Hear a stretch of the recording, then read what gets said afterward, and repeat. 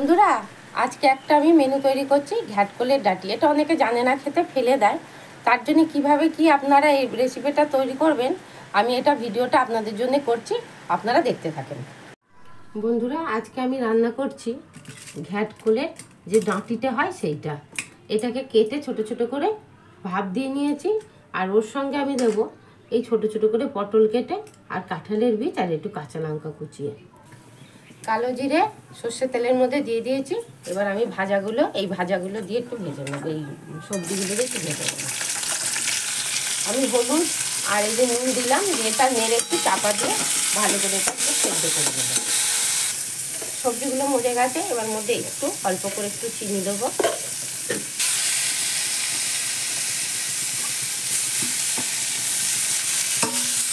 আমার রান্নাটা হয়ে গেছে, এবার আমি নামিয়ে নেবো।